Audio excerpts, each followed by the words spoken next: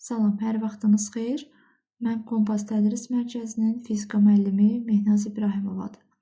Bugün sizinlə yaylı rəqqas, harmonik rəqslər mövzusunun dərs izahını paylaşacağam.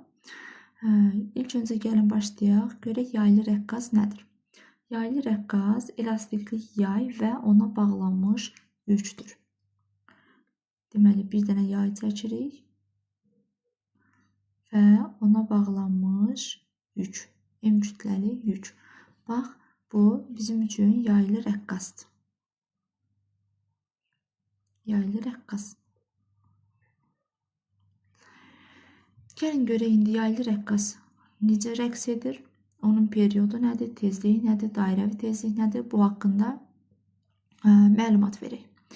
Deməli, hal-hazırda bu M kütləli cisim, yaydan asılmış M kütləli cisimimiz tarazlıq vəziyyətindədir.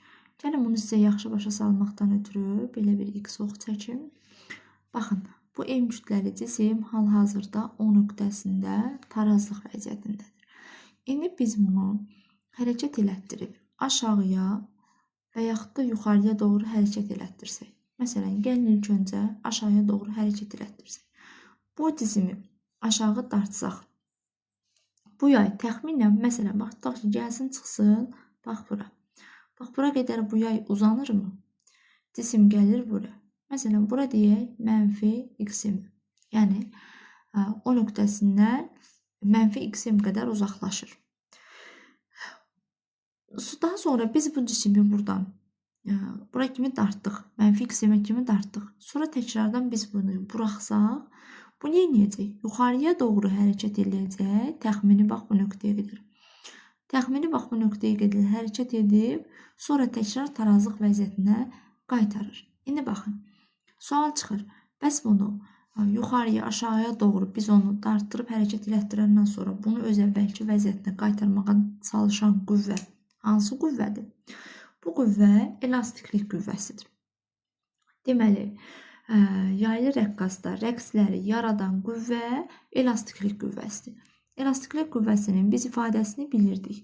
F elastikliyi bərabərdir mənfi K X-ə. İndi gəlin bu yaylı rəqqas Newton 12-ci qanunu tətbiq edərək dairəvi tezliyin düsturlarını alaq. F elastiki bərabərdir mənfi K X-ə. Sonra EMA bərabər olur mənfi K X-ə. Elastikliyin yerinə EMA yazıram. Sonra buradan nə ala bilərik? Elastiklik. Buradan biz təcili tapa bilərik. Düzdür. A bərabər olur mənfi K X bölünsün M-ə. Mənfi K X bölünsün M. Daha sonra nə edə bilərik? Bir də bir düsturumuz vardı bizim. Əvvəlki mövzulardan keçmişdik. Mənfi omega kvadrat X M-ə. Bunların hər ikisi X-dir, təcilləri adı düzdür. Bunlar bir-birinə bərabər götürə bilərik. Deməli olur Kx bölünsün M-ə bərabərdir omega kvadrat X-ə. Düzdür. İndi buradan gəlin biz omeganı tapsaq, hər tərəfdən X-lər ixtisar olunurmu? Omega kvadrat nə olur? Omega kvadrat bərabər olur K bölünsün M-ə. Buradan omeganı tapsaq, kök altında K bölünsün M ifadəsini vermiş olur. Deməli, burada omega bərabərdir kök altında K bölünsün M-ə. Bu bizim üçün yeni bir düstur, dairəvi və tezliyin yaylı rəqqas üçün olan düsturu.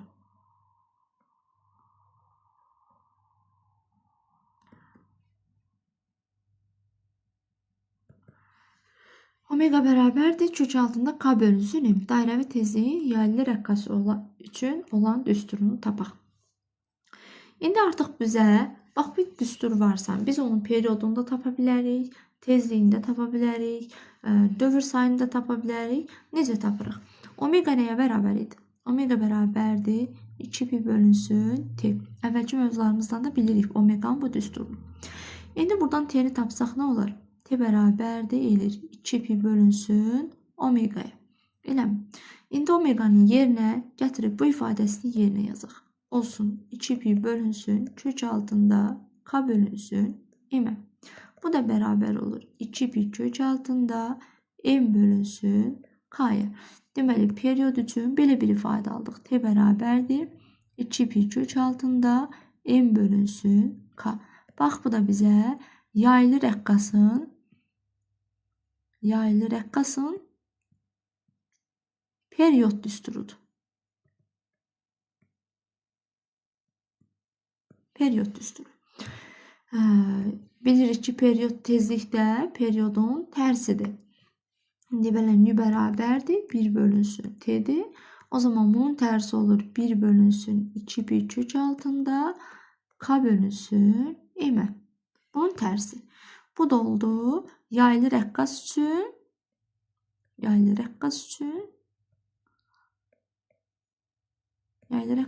tezlik düsturu.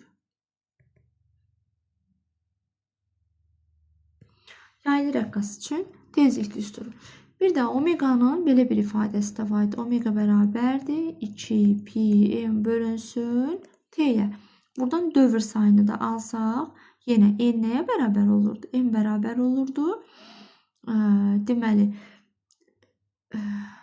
omega t bölünsün 2 pi'yə. O da bərabər olur. T bölünsün 2 pi kök altında k bölünsün m. Bax, bu da bizim üçün olur. Deməli, m bərabərdir. T bölünsün 2 pi kök altında k bölünsün m. Bu da bizim dövr rəqs sayımızdır, daha doğrusu. Dövrlərin sayıdır və hansı üçün? Yaylı rəqqas üçün dövr sayı. Yaylı rəqqas üçün dövr sayı. İndi bəs bu ifadələrdən biz gəlin görək sürət nədir? Sürəti alsaq, sürətin düsturu nə idi? Xatırlamağa çalışaq. Deməli, V bərabərdir. Nə idi? Amplitudla olan düstur. Omega vurulsun xm. O zaman omeganın da düsturunu yerinə yazsaq, olur xm vurulsun kök altında k bölünsün m. Bax, bu da sürətin ifadəsi. Sonra təcilin ifadəsi də omega kvadrat xm idi. O zaman belə olur. Xm vurulsun. Deməli, kök altında k bölünsün m'in kvadratına. Buradan da kvadrat kökü aparır.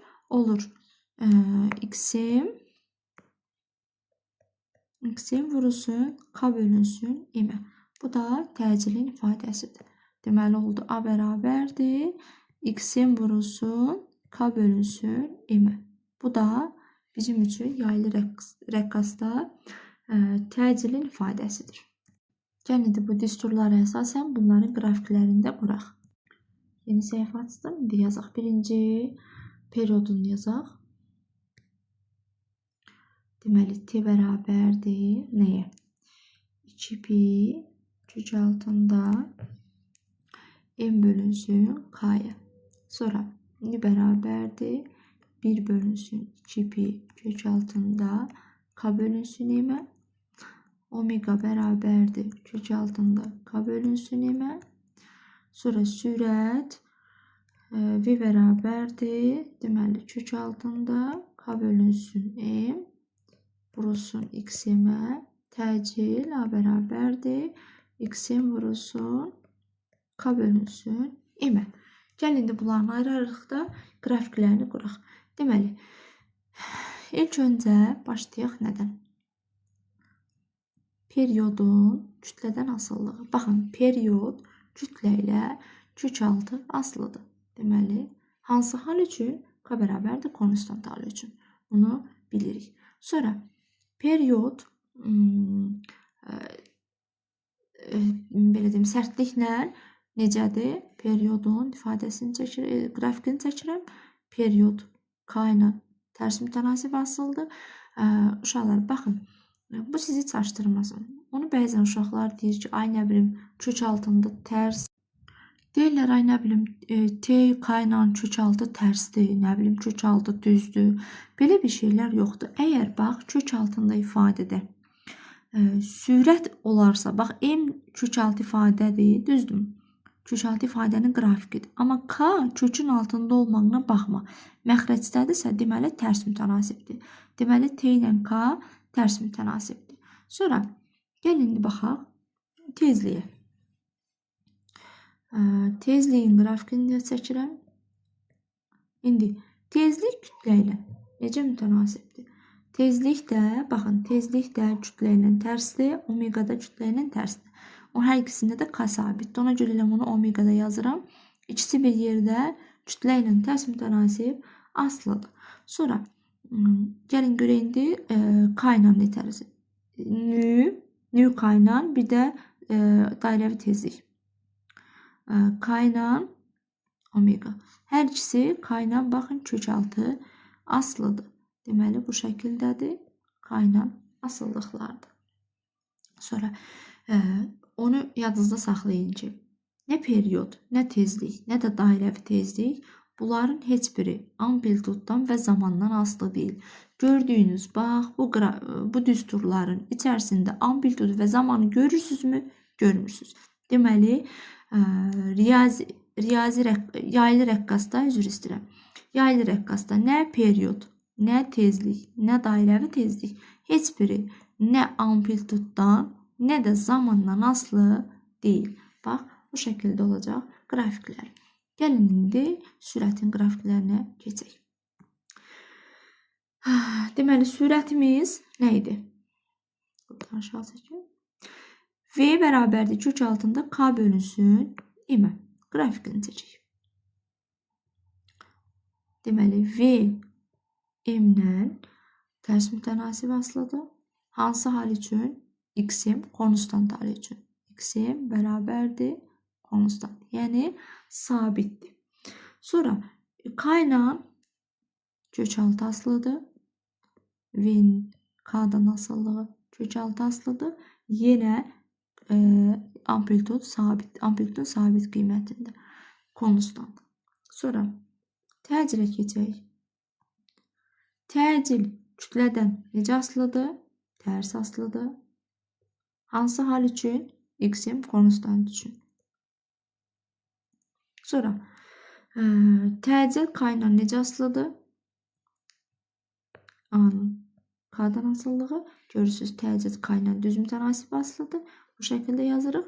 Yenə X-im bərabərdir konstant hal üçündür. Bu qədər. Deməli, yaylı rəqqasın mövzu isə bu qədərdir. Düsturları çalışın əzbərləməyin. Çalışın onun çıxarılışını öyrənəsiniz. Ondan sonra qrafiklərini yadda saxlamaq və düsturlarını daha yaxşı mənimsəyəcəksiniz. Bu qədər. Hələlik.